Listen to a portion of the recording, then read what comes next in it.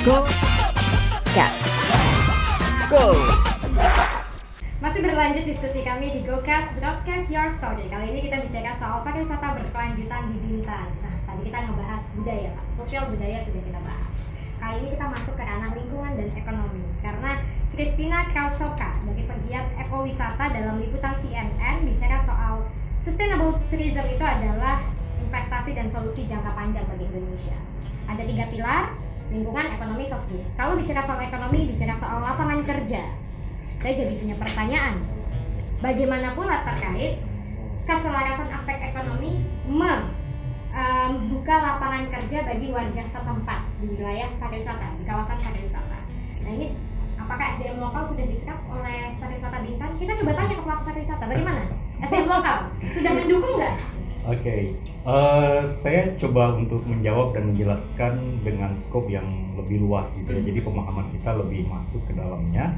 Yang mana kalau kita kembali runut di awal-awal perjalanan kita beroperasi di Bintan Resorts itu, salah satu kendala yang kita hadapi adalah masalah SDM, which means yang artinya kita kesulitan untuk bisa mendapatkan SDM dari Bintan atau dari Kepri untuk mensupport kegiatan wisata kita pada waktu itu, gitu ya.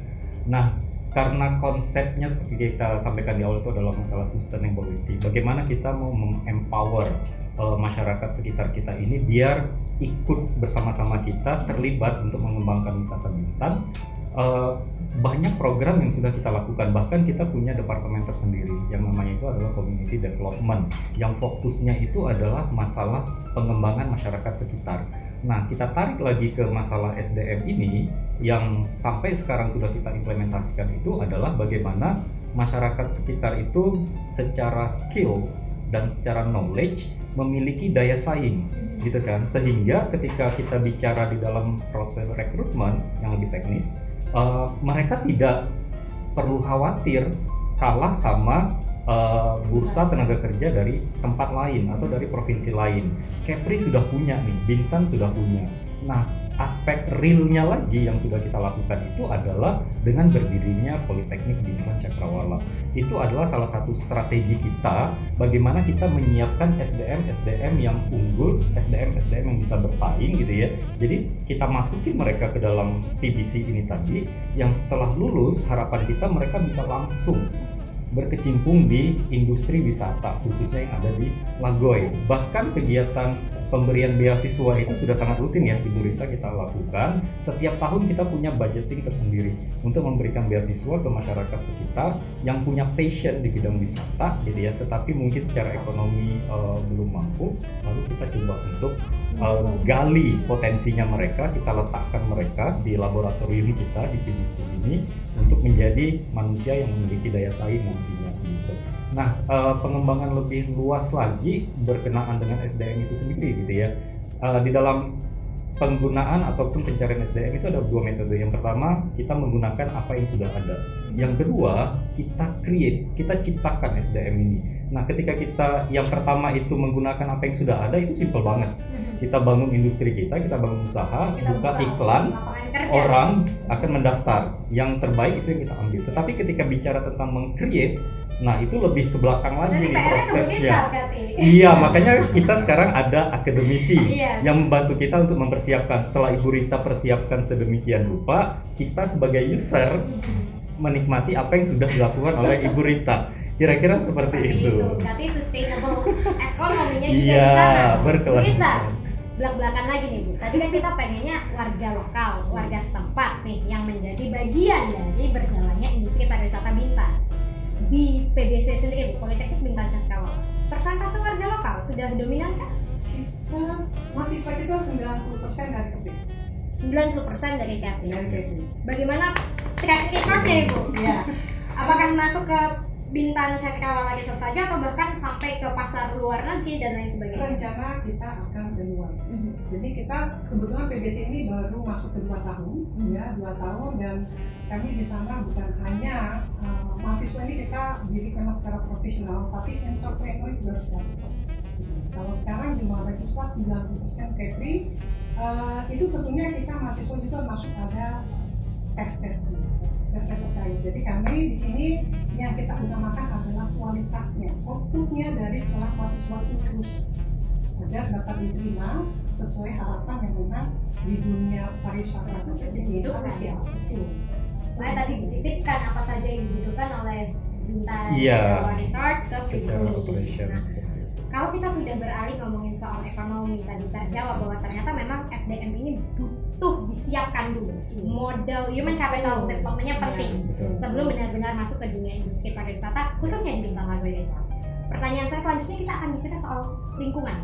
Ekonomi sudah cukup terjawab, budaya sudah cukup terjawab. Saya jadi ingin tahu, apakah memang dari pemerintah sudah ada Pak rambu-rambunya bahwa ini resort besar, ini pasar swasta, harus ada konservasi energi, pengelolaan sampah, kalau nggak ada cut, Ya. atau ada relaksasi pajak. Ada nggak sih Pak dari pemerintah visi-visinya Pak? Ya, saya rasa secara umum ada ya. Kalau membuat satu industri itu atau usaha industri itu kan nggak ada persyaratan-persyaratannya seperti AMDAL, Ya, itu wajib AMDAL. Jadi kalau ya. Nggak AMDAL boleh dilanggar ya. harus gitu. Kalau jangan sembarangan membuat AMDALnya, tapi memang harus dipatuhi betul. Kalau itu sudah jalankan, saya rasa di banyak negeri itu dapat penghargaan. Iya. Memang dari awal perencanaan sudah bagus, dapat di Indonesian Sustainable Tourism Award gitu, di 2 tahun 2 kali seperti itu. Gitu. Jangan hanya Bajandri, mungkin ada yang lain, Kesia, yang lain ya. Kita harapkan di seluruh Kepri itu dapat seperti ini. Kemarin dapat penghargaan CSE ya, award ya, CSE, beberapa hotel di sana. Seperti itu. Jadi emang ada konsisten berpikir, konsisten bekerja. Jangan kendor, seperti kita pakai masker, jangan kendor pakai masker terus menerus zaman. Ini kita pakai, karena Tapi physical mohon maaf distancing ya, yang mama ini kita karena buka wawancara dulu. boleh dalam aturan, boleh dalam wawancara bicara sama makan boleh buka, yang lain baru ditutup pakai masker. Jadi memang harus konsisten lah menurut kami. Tadi sudah bicara dua segmen, dua pentahelik, dua pentahelik, akademisi dan bisnis AB. Ya, jadi saya G-nya jadi ABG gitu. Gitu. Jadi government hanya menjembatani.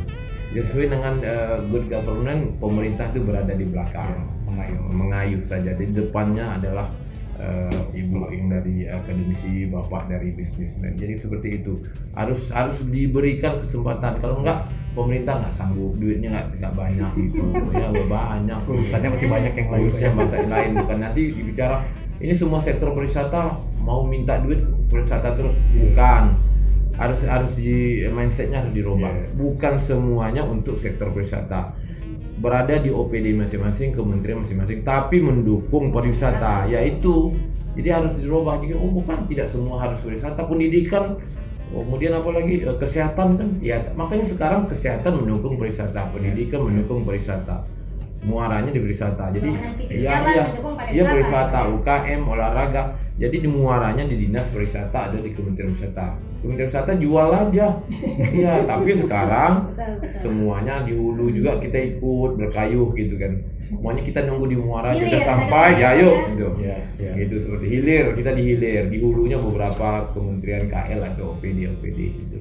Baik, bicara soal tadi di segmen ini kita punya subsegmen Pak, eco-friendly atau economic priority. Jadi bicara soal apakah kita ingin fokus ke arah ya terjaga lingkungannya atau ayo raup keuntungan sebesar-besarnya. Eco-friendly kalau dari Bu kita sudah pasti ya Bu ya, eco-friendly jangka panjang kita bicara soal investasi. Saya jadi pengen ngulik rahasianya Bintang Cakrawala Resort Bu, karena dapat 2 penghargaan Mbak Nyantri dan baru-baru ini dapat CHSE itu Sobat Gokes, jadi sebuah sertifikasi untuk terkait kebersihan, kesehatan, keamanan, dan tentunya lingkungan berkelanjutan. Jadi gimana tips and triknya, apa yang sudah dilakukan sih Pak oleh Bintang Cakrawala Resort sehingga bisa dapat penghargaan dan sertifikat ini? Oke, baik, mungkin saya akan bicara lebih teknis saja gitu ya, jadi lebih bisa dapat gambarannya. Sebagai suatu contoh, sekarang kebijakan kita adalah zero waste yang kita terapkan ke semua resort-resort kita gitu ya. Zero waste itu artinya bukan berarti resort itu tidak boleh ada sampah. Mereka ada sampah, setiap resort pasti ada sampah, tetapi yang kita kampanyekan, yang kita promosikan kepada pelaku resort di kawasan kita itu bagaimana sampah-sampah itu sebelum dibawa ke tempat pembuangan akhir itu sudah dilakukan filtrasi oleh mereka, seperti yang dilakukan oleh Banyantri itu, mereka mengengage ya masyarakat sekitar, karena di Banyantri itu dari sampah restorannya saja, sisa makanan, sisa sayuran dan yang lain-lain itu kan sebenarnya berdaya guna gitu ya untuk pakan ternak ataupun untuk hal-hal yang lain. Jadi dari Banyantri itu lewat program CSR-nya mereka engage masyarakat sekitar, mereka undang ya datang ke hotel untuk kemudian mengkolek si sampah-sampah ini. Untuk si masyarakat ini buat apa? Itu buat ternaknya mereka. Ya banyak hal yang bisa mereka pergunakan dari sampah-sampah itu. Daripada ketika dia masuk ke dalam tempat pembuangan akhir, itu kita akan timbun dan nilai ekonomisnya menjadi berkurang gitu kan. Jadi dengan adanya seperti itu, masyarakat juga akan merasa terbantu gitu kan. Nah, kemudian kita juga melakukan bank sampah yang namanya bank sampah kawasan. Sekarang sudah ada 4 resort yang menerapkan bank sampah ini gitu ya. Jadi mereka kumpulkan si sampah-sampah ini, dari kita akan melakukan transaksi, kita beli sampah-sampah itu untuk kemudian kita salurkan sesuai dengan penyaluran yang sesuai dengan karakter dari sampah-sampah itu tadi gitu. Sehingga sebenarnya kita pengen tidak ada yang terbuang. Kita pengen memaksimalkan apa yang bisa kita maksimalkan, dan kita juga punya tim untuk melakukan ini di Departemen Environment and Health Division yang mereka itu memang fokusnya ke sini gitu ya. Nah, itu adalah salah satu contoh yang kita lakukan. Yang kedua itu mangrove ya, hutan bakau. Kalau kita runut lagi ke masa lalu gitu ya, kebiasaannya itu adalah si pohon bakaunya itu ditebang ya untuk kemudian dijadikan arang. Ya, itu kan sebuah pengrusakan sebenarnya. Nah, kita secara bertahap lewat program community development kita memberikan pemahaman bahwa ini secara lingkungan akan memberikan efek yang tidak bagus. Di sini kalian tinggal dan efeknya itu nanti akan dirasakan oleh masyarakat itu sendiri. Jadi kita berikan pemahaman, bahkan di sungai mangrove kita sekarang itu masih ada Pak tempat pembakaran arang itu tadi, masih ada gitu ya. Jadi itu setiap orang yang mau tur mangrove mereka masih bisa lihat gitu. Nah, dengan adanya upaya yang kita lakukan, tetap tentunya dengan cara yang soft gitu ya. Tidak boleh masyarakat itu langsung kita ubah sedemikian rupa mindsetnya, nanti akan terjadi clash gitu kan. Nah, kita lakukan bertahap. Sekarang alhamdulillah sudah baik. Jadi tidak ada lagi penembangan mangrove yang seperti itu. Nah, ketika bicara lagi lebih luas ke penyu gitu ya, ke telur penyu, itu juga bagian dari konservasi yang kita lakukan. Karena pelepasan telur penyu itu juga menjadi atraksi wisata buat kita. Kita promosikan ke tamu-tamu, dan ternyata tamu itu begitu antusias melihat si penyu-penyu kecil ini ketika dilepasin berlomba gitu ya masuk ke laut. Antusiasnya ternyata luar biasa. Jadi mengkreat ekowisata juga. Betul. Ya, kita akan belajar tentang lingkungan, konservasi. Correct. Jadi kita juga mengajarkan masyarakat untuk tidak telurnya ini prematur diambil dulu gitu loh, sehingga dia tidak sempat berkembang. Nah, dengan kita masukin pemahaman tentang ini tadi, itu kan semua bisa menikmati hasilnya. Itu menjadi salah satu daya tarik kita yang lain. Ini yang pentingnya sustainable tourism lingkungan. Tapi ini kan mohon maaf pelaku pariwisata yang matang. Seperti Pak Bur bilang, Lago ini sudah sangat matang, sudah sangat dewasa.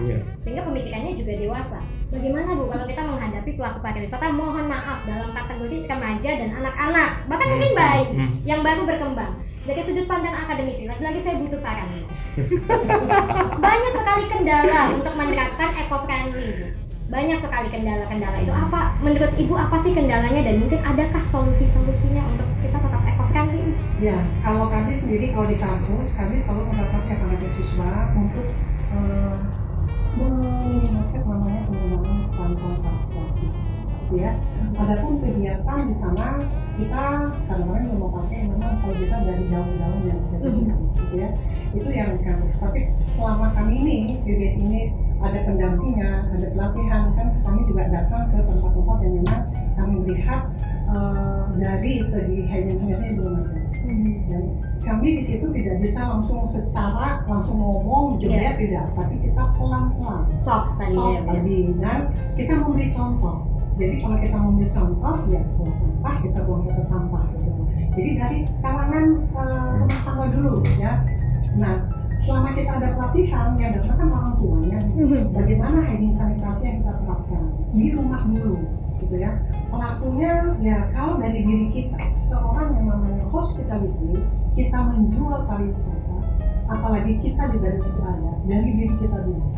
Kalau memang diri kita sudah bagus dulu, dapat yang namanya Kita sudah effort kan nih.